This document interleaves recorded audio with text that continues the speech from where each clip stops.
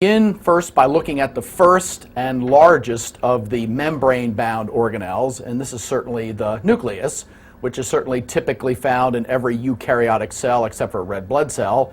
And as we know well from biochemistry, the nucleus is the site of DNA replication, transcription into its precursor RNA molecules. And basically the major elements that we can recognize in the nucleus are different forms of chromatin, euchromatin and heterochromatin, and a fairly typical nuclear inclusion that actually isn't bound by a membrane. This is the nucleolus. The nucleolus is going to be the site of ribosomal RNA synthesis. If we look at the next slide, we can get an overall view of the cytoskeletal or cytoplasmic organelles inside the cell. And again, we've started with the nucleus, and here you can see quite clearly how the nucleus is bound by a double membrane. The unlabeled nuclear inclusion you see on this diagram is the nucleolus. And certainly, in addition to the nucleus, we're going to be dealing with other cytoplasmic organelles outside the nucleus, which consist of the elements of the endoplasmic reticulum, the Golgi apparatus, lysosomes, peroxisomes, mitochondria, and so on. So now, let's look at the first element in the cytoplasm, and these are going to be ribosomes. Ribosomes are largely consist of ribosomal RNA and proteins. They have two component subunits, one small and one large. And basically, these are assembled in the nucleus and transported to the cytoplasm through the nuclear pores. And as we've already alluded to, these subunits are synthesized in the nucleolus, our non-membrane bound nuclear inclusion.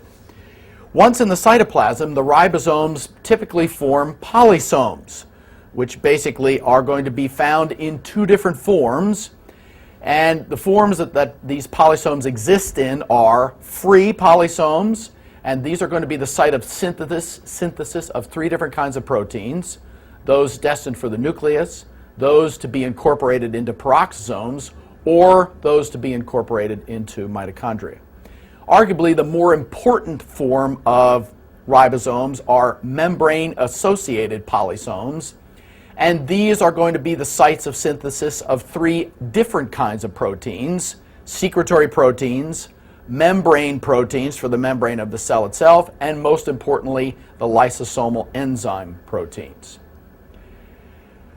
So now, the bound polysomes are actually bound to the rough endoplasmic reticulum, and basically giving it a very characteristic form in the electron microscope, in that rough endoplasmic reticulum typically consists of a parallel array of stacks and sacks of cisternae that are studded with the bound polysomes, typically on the cytoplasmic side.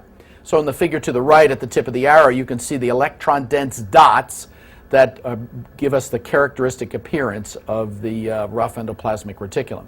And as we've alluded to earlier, this is the site of synthesis of the membrane proteins, the secretory proteins, and the lysosomal hydrolase enzyme proteins. And basically, this is the same picture that's illustrated here that, again, makes that point and makes one additional commentary, and that is all of the proteins that are synthesized in the rough endoplasmic reticulum have to be sent to the Golgi apparatus, because as we'll see, the Golgi apparatus is going to be involved in modifying, glycosylating them, and packaging them so that they get sent to the appropriate destination. Smooth endoplasmic reticulum, another membrane-bound cytoplasmic organelle, has the same form of rough endoplasmic reticulum as we'll see, but very different functions. The major thing that we associated smooth endoplasmic reticulum is steroid synthesis. So certainly it's going to be found in cells in the adrenal cortex, Leydig cells in the testis, and so on. But in addition, smooth endoplasmic reticulum is particularly prominent in liver hepatocytes because it's involved in hydroxylation reactions that involve cytochrome P450 that are basically detoxifying drugs, alcohol, and so on and so forth. Smooth endoplasmic reticulum is also involved in conjugation reactions, where basically there's been a transfer of glucouronic acid from its glucouronic acid UDP to form a toxic water-insoluble molecule. Third, smooth endoplasmic reticulum is also involved in glycogen metabolism, basically freeing or forming the free glucose by cleaving it from glycogen by gluconeogenesis. And then separately, we know that additional reactions that occur in the smooth endoplasmic reticulum involve lipolysis with the release of fatty acids from triglycerides.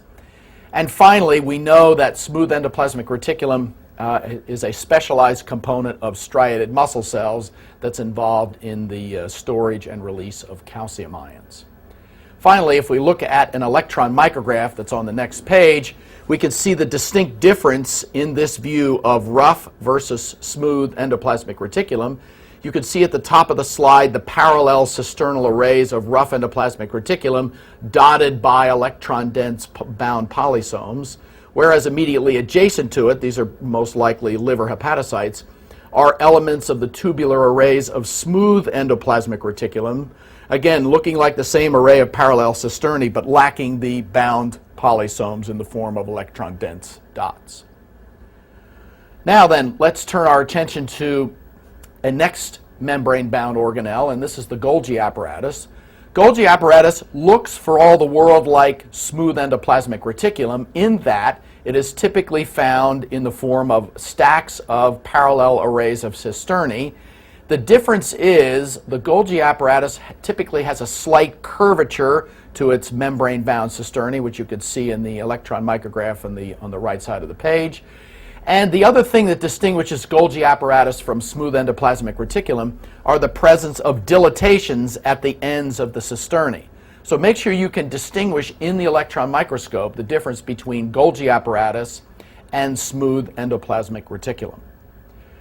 So the other important point to be made about Golgi apparatus is that Golgi basically got around, and there are several other elements in cell biology that are named after the same person, in that not only did Golgi name Golgi apparatus, but he also named a number of neuron cell types found in various parts of the central nervous system as Golgi cells, such as those in the cerebellum.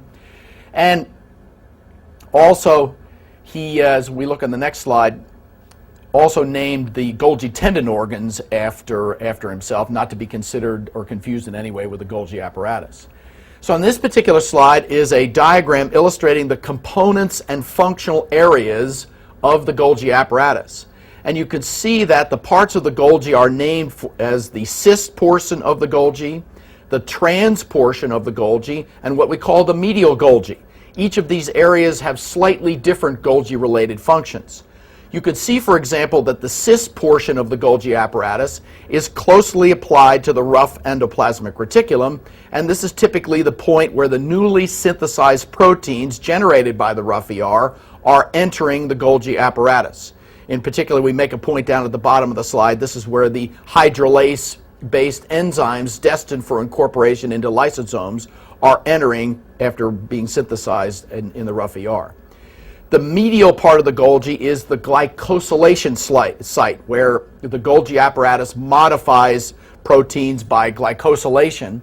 And then finally, the trans portion of the Golgi, which is closest to the cell membrane, is the sorting site to ensure that proper proteins get sent and packaged to their proper destination, be they either incorporated into secretory vesicles, as are shown here, to release their secretory products by exocytosis, or that the appropriate proteins, hydrolase-based enzymes, for example, are being sent to lysosomes, or the membrane-based proteins are incorporated into the plasma membrane.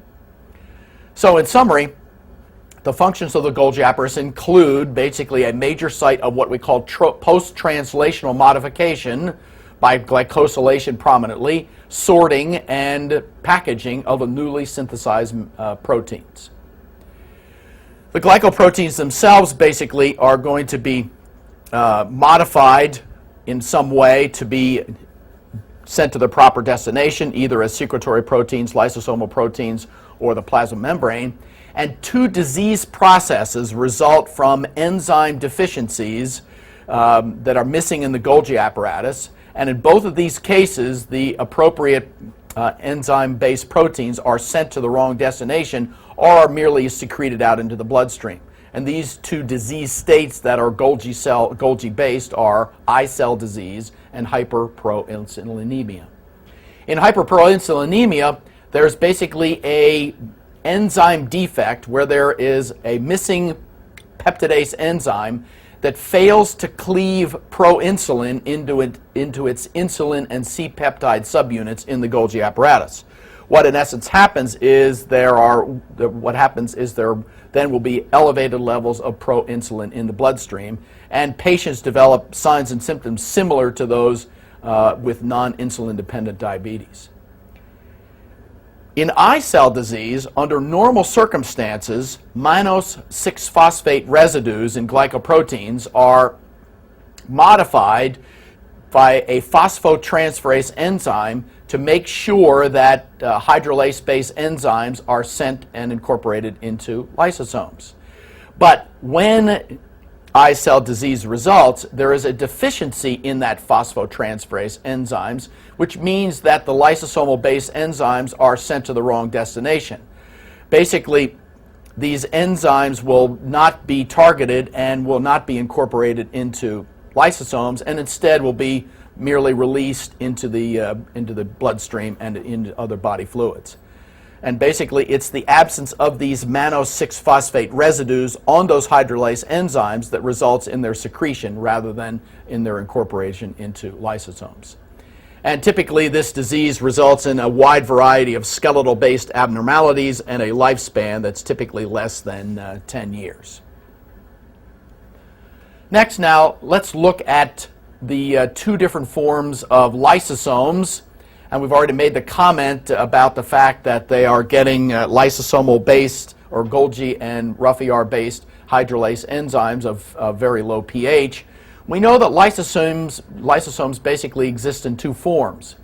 Primary lysosomes have not yet acquired the materials to be digested or recycled, and they are basically formed most immediately by budding from the trans side of the Golgi apparatus, transphase. Secondary lysosomes are basically involved in some stage of the process of degradation and typically have contents inside their unit membranes that indicate some sort of stage of the degradation process. Lysosomes, as we know, contain mainly hydrolytic enzymes, nucleases, lipases, glycosidases, and so on. All of these are fundamentally acid hydrolases with a pH of approximately 5.0. And we also know that these lysosomal hydrolase enzymes have been synthesized in the rough endoplasmic reticulum. They have been transferred to the Golgi apparatus where they've been modified, sorted, and then ultimately packaged into lysosomes. And we know that lysosomes fundamentally are breaking down large molecules, sphingolipids, glycolipids, and so on and so forth. And there are many of what you'll hear about in pathology, so-called lysosomal storage diseases, based on the fact that there are certain enzyme deficiencies in the lysosomes that result in a buildup of mainly sphingolipids and or their byproducts that are characteristic features of Gaucher's disease, Niemann-Pick's, and Tay-Sachs as well. Finally, electron micrograph, you can see probably the two different forms of lysosomes. The more homogeneous staining that you see kind of in the middle of the micrograph indicates probably the location of primary lysosomes. The arrows are most likely pointing at secondary lysosomes that are in some stage of the degradation process. Now, let's look at peroxisomes. Peroxisomes are actually a specialized form of lysosomes in that in the electron microscope they're very difficult to distinguish, and they have a very specialized class of enzymes that are mainly involved in the metabolism of hydrogen peroxide. Many of the enzymes are basically involved in the formation of hydrogen peroxide, and catalase, the major peroxisomal protein, is involved in the degradation of hydrogen peroxide to its water and oxygen subunits. Peroxisomal enzymes are very different in the sense that, as we alluded to earlier, they are synthesized on free polysomes, and basically after their translation are incorporated directly into peroxisomes without the modification, sorting, and packaging that takes place in the Golgi apparatus. And peroxisomes in addition to being involved in the metabolism of hydrogen peroxide, are also involved in the oxidation of long-chain fatty acids, the oxidation of residual carbons in the mitochondria, phospholipid exchange, and the elements of bile acid synthesis. And there are a number of genetic-based diseases that are associated with impairment or absence of peroxisomal enzymes. And again, you'll hear about many of these in pathology. The one that comes up with some frequency is Zellweger syndrome. More proper term for it is cerebrohepatorenal syndrome, where basically a whole series of peroxisomal enzymes basically are never incorporated into peroxisomes, or simply degraded as they exist in the cytoplasm. And the way these are described by the exam is patients with Zellweger syndrome have, in the electron microscope, what are known as empty peroxisomes. Neonatal adrenoleukodystrophy, ribosomes, and hyper are diseases that you'll hear about in pathology. Mitochondria are next, and this, like the nucleus, are cell-based organelles that have a double membrane. Mitochondria are characteristic because their major job is to synthesize ATP and involved in oxidative phosphorylation. And in terms of compartments, the outer membrane of the mitochondrion is smooth, continuous, and highly permeable. But the key element of the mitochondria are the inner membranes that are highly permeable to small ions. These inner membranes are thrown into distinct folds called cristae, which dramatically increase the total surface area of the mitochondrial interior. And as we know well from biochemistry, it is these cristae, these inner membrane foldings, that contain the enzymes for electron transport and oxidative phosphorylation. And fundamentally, we know that since these are the energy sources for a typical cell, based on the level of metabolic activity in a particular cell, that's going to be in direct proportion to the number of mitochondria that are visible and the number of cristae that they contain. And then in electron micrograph, we use this to visualize the Golgi apparatus. You can see surrounding the Golgi apparatus in the middle of the micrograph a number of mitochondria with their distinct internal cristae infoldings. And you can compare that with the schematic diagram of a typical mitochondrion that's illustrated at the insert at the top left of the micrograph. Next, let's turn our attention to the non-membrane bound organelles of a typical eukaryotic cell. And these elements comprise the cytoskeleton. And like many things in cytology, the cytoskeletal elements come in threes. And basically they are forming or form microtubules, which are the largest and most easily visualized of the cytoskeletal elements. Intermediate filaments are next in size, and finally the smallest of the cytoskeletal elements are known as microfilaments. And as we'll see, microtubules are involved in movement of chromosomes because they form the mitotic spindle in dividing cells, regardless of whether they're undergoing mitosis or meiosis. They're involved in intracellular transport, and they provide the mechanism to convey motility to true cilia and flagella. As we'll see in a minute, there are a number of tissue-specific proteins that form intermediate filaments, and we'll go over those in more detail in a minute. Microfilaments, basically the microfilament, the main protein in microfilaments is actin, and certainly the best known place to find actin is where it interacts with myosin in a sarcomere. But as we'll see, actin microfilaments also form the core of microvilli. So now, being more specific, let's look at microtubules first. The major element of microtubules is basically tubulin that has an alpha and beta tubulin polypeptide subunit. And basically, these are polymerized to form microtubules by organizing centers, and also assisted by two accessory proteins, tau proteins, and what are called MAPs, or microtubule assisted proteins, or associated proteins. And fundamentally, here are the details about what microtubules are involved in. They are involved, obviously, as we said earlier, in the mitotic spindle, where they play a direct role in chromosomal movement during either stages of meiosis or mitosis. They are involved in intracellular vesicle and organelle transport, and basically this is an energy requiring process.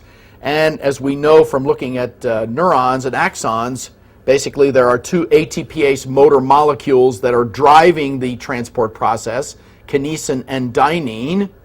And then finally, as we'll see, dynein is the ATPase motor molecule that's going to convey motility to the microtubule pairs that are found in cilia and flagella. Intermediate filaments, as we said, are intermediate in size between microtubules and microfilaments. And these consist, as we said, of tissue-specific proteins that when their number increases, they may indicate the presence of a tumor-specific kind of marker indicating a specific tumor that's relative to a particular tissue.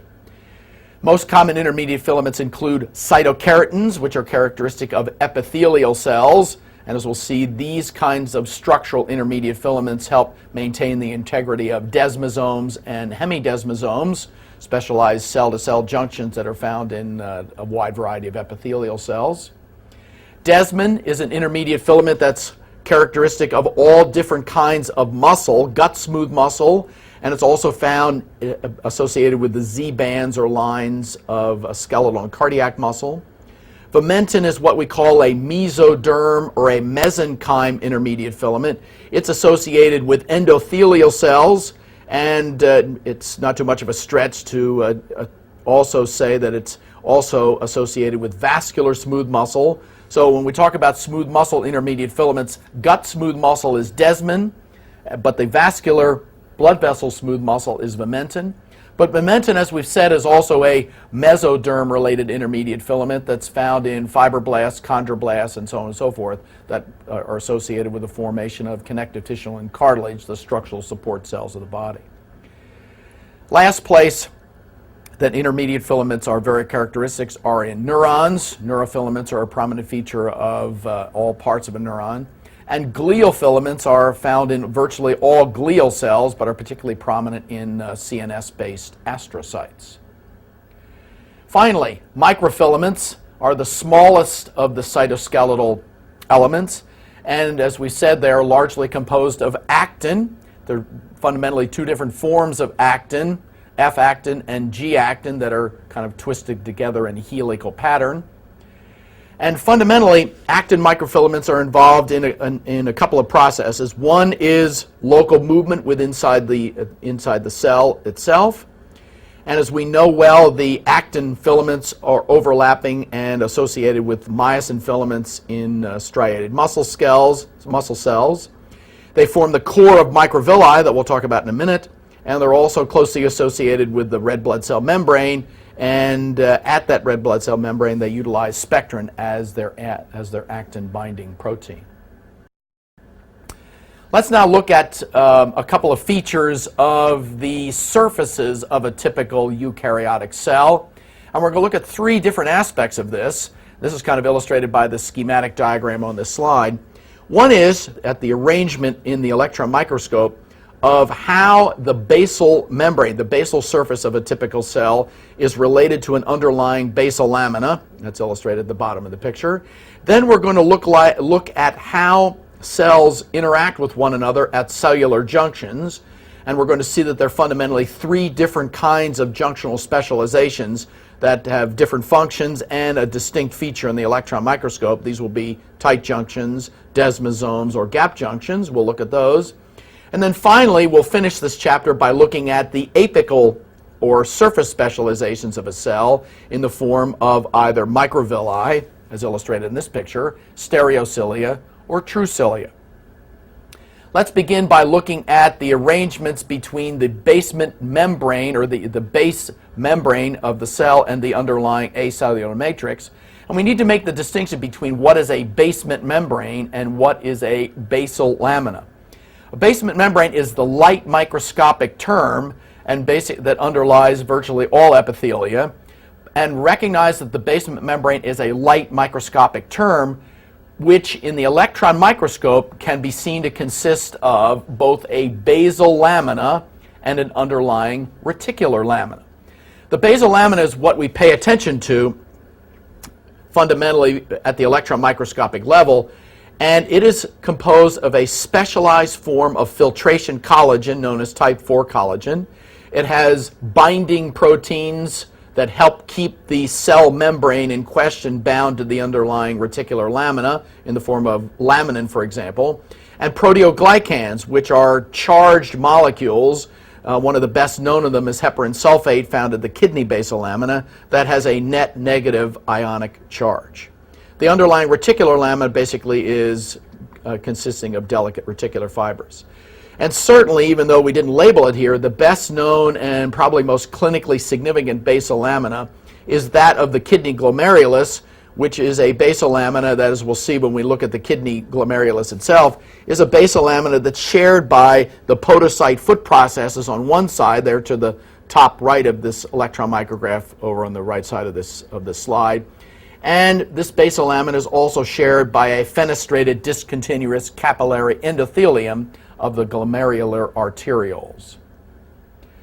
Next, let's look at the specializations that occur in the form of junctional complexes that basically are found either uniting one cell to another or help maintain the integrity of one cell and binding it down to the underlying basal lamina.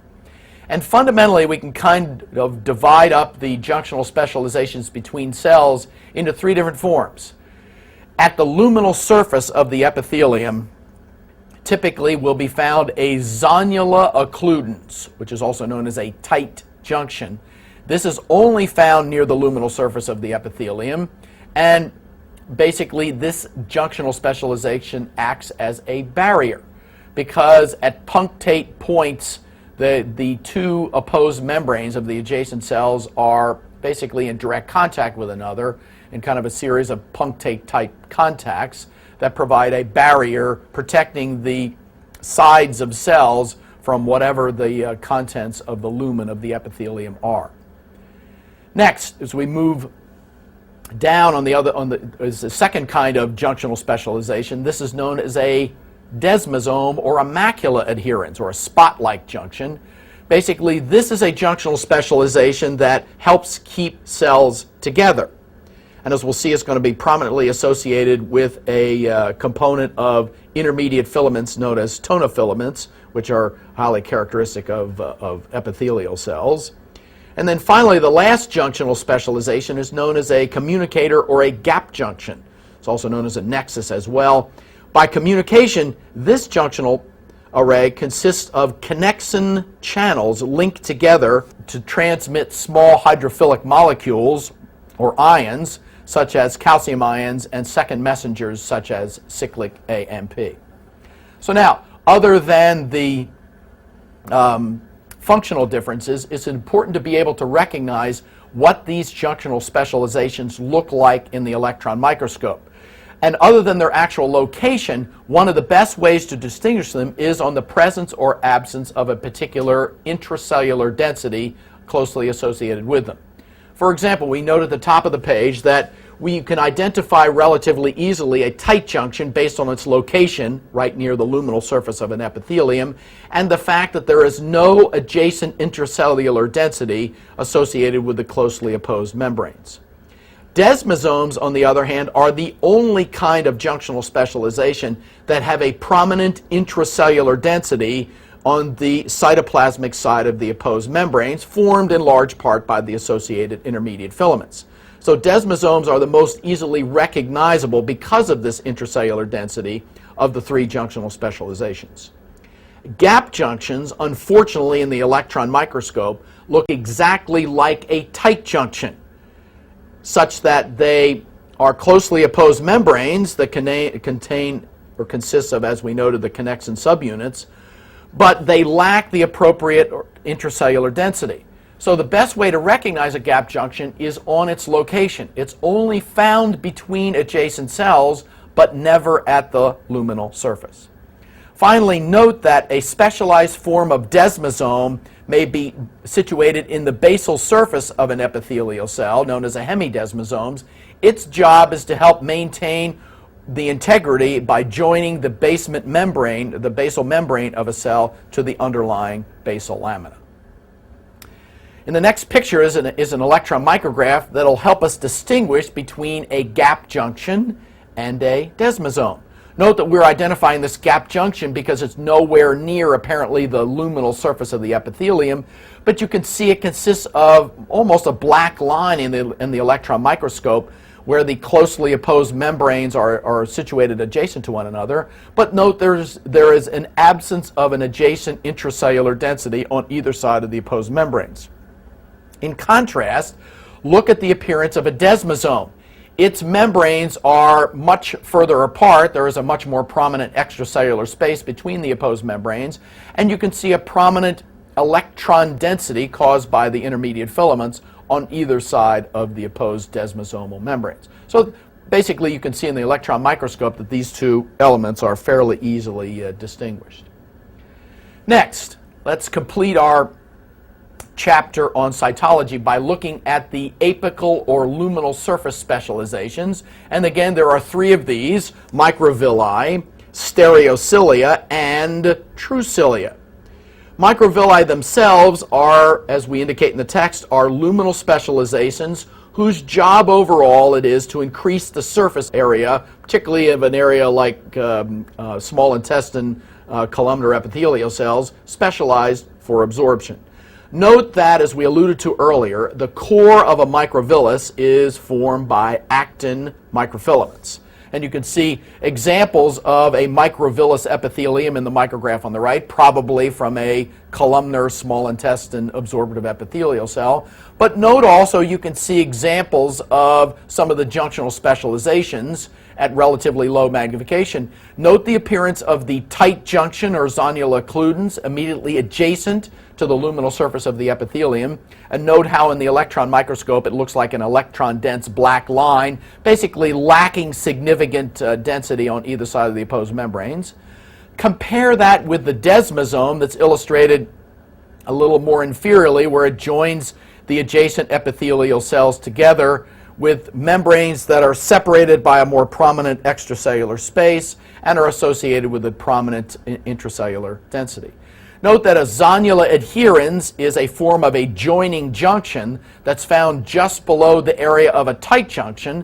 The function of a zonula adherens is basically to help keep opposed membranes together immediately adjacent to the tight junction. But the zonula occludens, even though it has desmosomal-like functions, is associated with microfilaments rather than intermediate filaments. And since it's associated with microfilaments, you cannot visualize them as prominently as an electron-dense array adjacent to the opposed membranes, unlike the intermediate filaments that form the more prominent density at the level of a desmosome.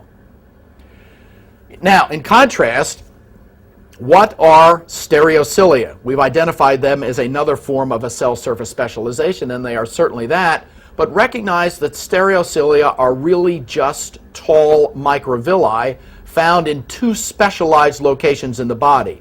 They are found at the apices of cells lining male reproductive duct structures, particularly the cells of the epididymis and the ductus deferens, and they form the hairs of hair cells in the inner ear, where in both cases they are non-motile structures, but in the case certainly of hair cells of the inner ear, they are deflected by fluid displacement, not by their own motility.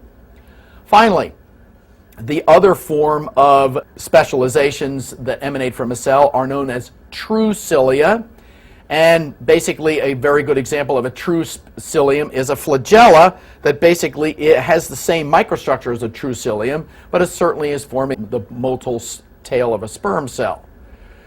In contrast, a typical cilium, basically as we see on the next micrograph, has an array of microtubular pairs in the form of 9 peripheral pairs that surround a single central pair of microtubules that are kind of linked together by Nexon sublinks.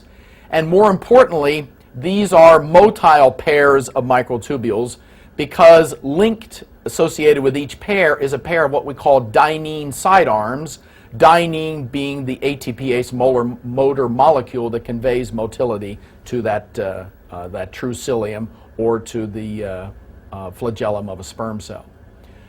Functionally, we know that in many cases the cilia basically are beating. They are moving back and forth. Their major job is to propel fluid and particles unidirectionally, And they are certainly an important component of the pseudostratified ciliated epithelium that's characteristic of much of the respiratory system, whose job it is to certainly clear mucus and what mucus contains from the lumen of elements of the respiratory tract.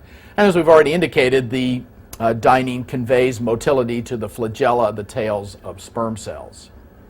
And finally, a commentary. When there is an absence or a deficiency or a defect in the development of the dynein sidearms, patients develop Cartaginer syndrome, where basically they have immotile cilia.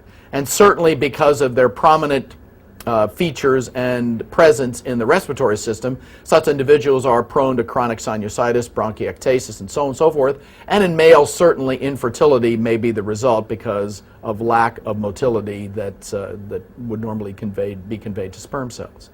And during development, it's thought that cilia play a role in the ultimate rotation and position of thoracic and abdominal viscera. So in these patients, newborn patients particularly, they may have backwards or reversed viscera associated with this syndrome. And note again that patients with Cartaginer syndrome are not going to have any forms of a hearing problem because, as we noted earlier, the stereocilia, the hairs of hair cells, are not true cilia, even though they certainly are going to move and deflect under fluid displacement, but they're actually tall microvilli instead of being true cilia as a result.